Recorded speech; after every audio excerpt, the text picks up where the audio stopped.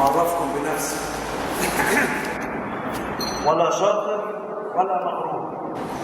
أنا نبض وقلق وشعور.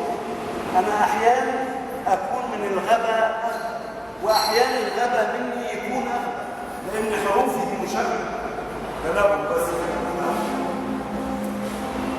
ولو قلنا ذكى أي حاجة، ولكن العيان بيبان. ولا قلت إن أنا شاعر، لكن قادر أرقص الحروف في ملعب الأوزان وأغير خارطة ضغط قلوب اللي بيحس وبدل الأزمان وأدور على الحنين في البلاد وبقلب ذاكرة أجساد وخلي أيامها لياليها على غير الحروف تنعاد، على غير الحروف تنعاد. ولا شاعر ولا شاطر. أنا فنان. أنا هحكي لكم موقف حصل وضحك يعني. طبعا كلنا وقينا وقابلنا على المقولة اللي بتقول المجتمع الشرقي والمجتمع العربي بالذات كله مجتمع أنثوي، مجتمع ذكوري، وآمنا بيها واعتقدنا فيها. ولكن دي الفيسبوك عشان يثبت عكس كده تماما. احنا مجتمع شرقي أنثوي 100%.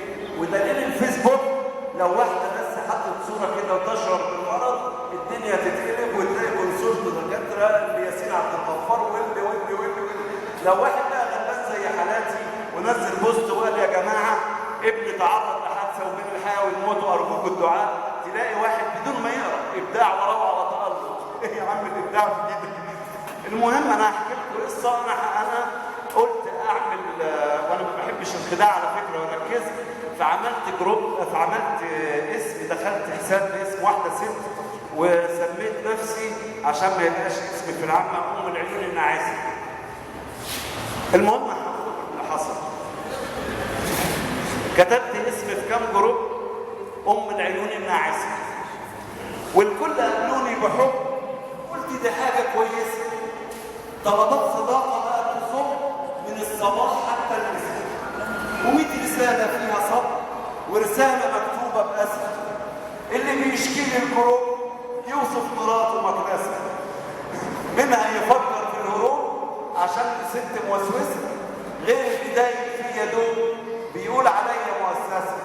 إن قلت كلمتين يدوب في الشعر أنت مهندسة، أقول مسائل كتالوج الله عليك يا ريسة.